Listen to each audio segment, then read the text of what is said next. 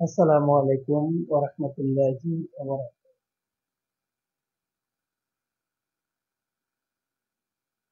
12 বছরের কিশোরী হঠাৎ পেট ব্যথা, নাভির বাম পাশ থেকে পুরো তলপেট, তারপরে নাভির উপরেও ব্যথা, প্রচন্ড ব্যথায় রোগী কান্নাকাটি, অস্থির। এভাবেই রোগীর ধীরে ধীরে পেট ব্যথা যখন বৃদ্ধিপ্রাপ্ত হচ্ছে, তখনই সেই কিশোরীর পিতা একজন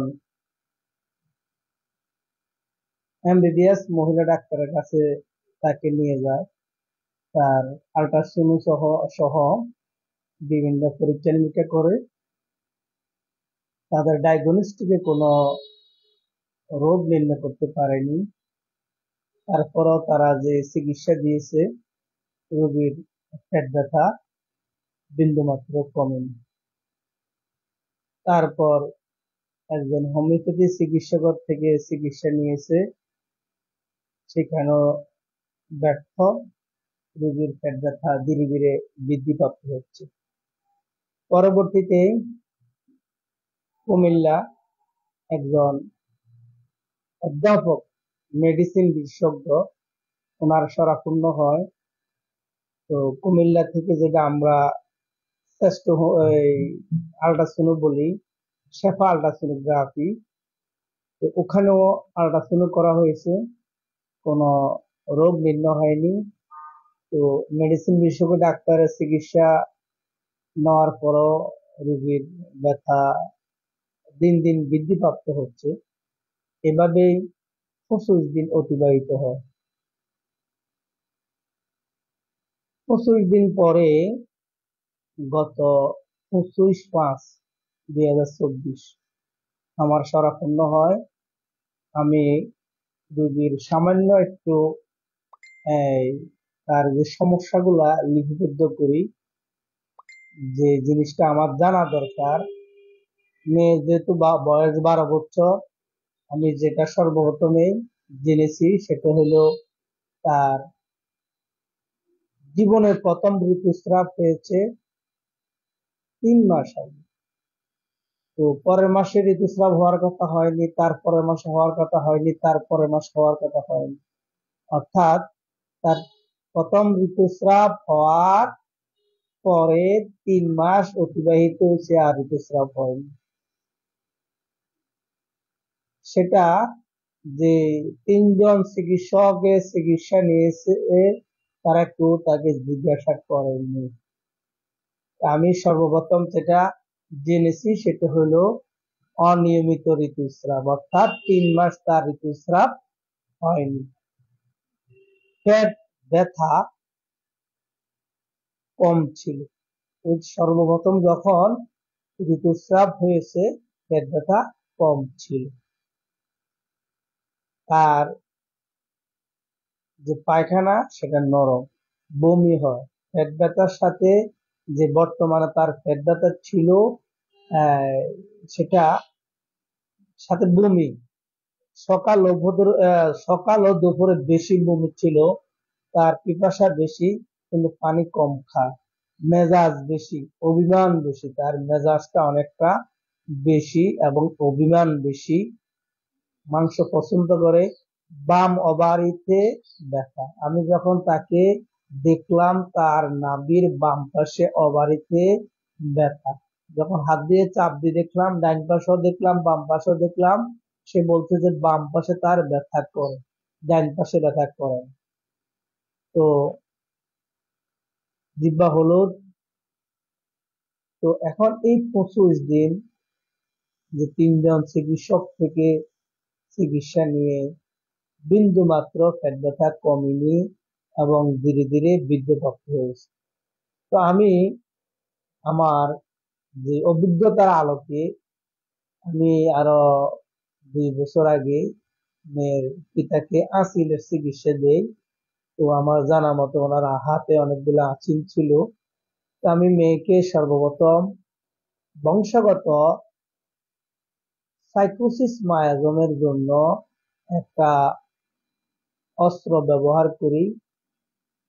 কারণ আপনি নির্দিষ্ট গন্তব্য যখন আপনি যাবেন, আপনি প্রতি মধ্যে যদি বাধা প্রাপ্ত হয় তখন আপনি গন্তব্য বুঝতে পারবেন না। তো আমি আমার সে অস্ত্রটা ব্যবহার করি। সাইকোসিস মায়াজম পিতা থেকে অবশ্যই মেয়ে প্রাপ্ত হয়েছে। মেজাজ এবং অভিমানী হিসাবে আরো একটা অস্ত্র ব্যবহার করি। সেটা সর্বপ্রথম 1 নম্বর ওষুধটা আমি তাকে ওয়ান ডোজে, যেহেতু ব্যথা বেশি, ওয়ান ডোজে তাকে খেতে বলি। তার 2 ঘন্টা পর পর আমার নির্দিষ্ট যে ওষুধ সেটা আমি খেতে বলি। তো যখন 5 দিন অতিবাহিত হলো, ওষুধ শেষ, রোগী এবং রোগীর পিতা আমার চেম্বারে আসলো, তখন আমি রোগীর যে বর্তমান অবস্থা সেটা আমি লাইভে সবাইকে শুনিয়েছি। রোগী বলছে ওষুধ খাওয়ার শুরু থেকেই ব্যথা ধীরে ধীরে কমে গেছে এবং সে সম্পূর্ণ সুস্থ।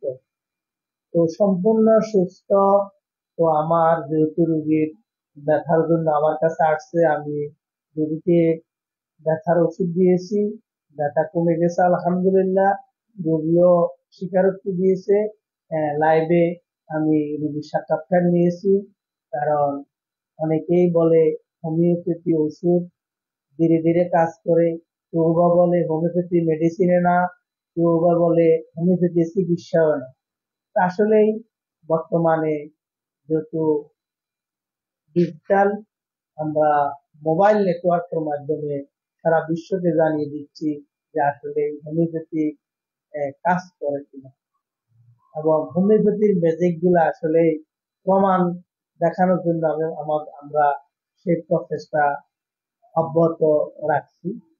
তো যেহেতু রোগীর কষ্ট নিয়ে এসেছে, কষ্ট আলহামদুলিল্লাহ দূর হয়েছে। আমার পরবর্তী একটা পদক্ষেপ, সে পদক্ষেপটা হলো, যেহেতু রোগীর জীবনের প্রথম ঋতুস্রাব শুরু হয়ে 3 মাস অতিবাহিত হলো, আর ঋতুস্রাব হয় না, আমাকে সেটা মাথায় রেখে আমি গত 30 তারিখ প্রথম ওষুধ দেই, 25 তারিখ, তো 30 5 2024 আমি তাকে ঋতুস্রাব হওয়ার জন্য ওষুধ প্রয়োগ করি। তো গত 3 দিন আগে, অর্থাৎ 30 তারিখ ওষুধ দেই, 3 দিন আগে আজকে হলো 7 তারিখে, অর্থাৎ 7 দিনের মাথা রোগীর পিতার সাথে আমার সাক্ষাৎ। রোগীর পিতা আমাকে ডাক দিয়ে চুপি চুপি বলল, ডাক্তার সাহেব, আমার মেয়ের ঋতুস্রাব শুরু হয়েছে। আলহামদুলিল্লাহ। আসলে যখন একটা রোগী সুস্থ হয় আর সেই সুসংবাদ যদি একজন চিকিৎসক জানতে পারে তখন আনন্দের বিষয়। তো এখন ওষুধ খাওয়ার 6 দিনে অথবা 4 দিনের মাথায় আমি জিজ্ঞাসা করি নাই কয়দিন আগে হয়েছে রোগী, সেটাই যেহেতু বাজার আমার চেম্বারে রোগী ছিল, ওনার সাথে বাজারে ক্রসিং হয়েছে, উনি আমাকে বলছে ওনার মেয়ের ঋতুস্রাব শুরু হয়েছে, অর্থাৎ 3 মাস যে ঋতুস্রাব রুদ্ধ ছিল সেটা প্রকাশিত হয়েছে। তো এখন আমরা অনেক সময় অ্যালোপ্যাথিক ডায়াগনস্টিকের উপরে আমরা নির্ভরশীল হয়ে থাকি। আমরা অনেক সময় রোগীর কষ্টে, রোগী কাতরাচ্ছে, রোগী কান্নাকাটি করছে, রোগী অস্বস্তি বোধ করছে, আমরা যখন X ray, ultra, ECG, blood পরীক্ষা, প্রস্তাব পরীক্ষা, বিভিন্ন পরীক্ষা নিরীক্ষা করি, যখন আমরা রোগ নির্ণয় করতে না পারি তখন আমরা সিদ্ধান্ত করি যে রোগীর আসলে রোগ নাই, কিন্তু রোগী যে রোগ সেই রোগ আরো বৃদ্ধি পাচ্ছে। তো হোমিওপ্যাথির একটাই নীতি, আমরা আসলেই এটা কি রোগ, এটা কি নাম, সেটা আমাদের মুখ্য বিষয় না। অনেক কিছু লোক আছে যারা অ্যালোপ্যাথিক কিছু চিকিৎসকও আছে অথবা চিকিৎসক না, তারা আসলে তাদের চোখে দেখে কিন্তু তাদের অন্তরে অন্তরের চোখ তাদের অন্ধ। তারা আমাদেরকে জিজ্ঞাসা করে রোগ না নাম জানলে কিভাবে চিকিৎসা করে। অনেকে বলে যে রোগের নামে তো জানা না কিভাবে চিকিৎসা করে। আসলে হোমিওপ্যাথি রোগের নাম না, হোমিওপ্যাথি হলো লক্ষণ। হোমিওপ্যাথির লক্ষণ অনুযায়ী আমরা যখন রোগীর যে কষ্টের বহিঃপ্রকাশ প্রকাশের মাধ্যমে আমরা যে লক্ষণ সংগ্রহ করি, সেই লক্ষণ মোতাবেক যদি আমরা চিকিৎসা দিতে পারি, তখন দেখা গেছে আমাদের এই সঠিক ওষুধ নির্বাচন করতে পারলে রোগ সেরে যায় ইনশাল্লাহ। তো সবাই ভালো থাকবেন, সুস্থ থাকবেন। আল্লাহ হাফেজ। আসসালামু আলাইকুম ওয়া রাহমাতুল্লাহি ওয়া বারাকাতুহু।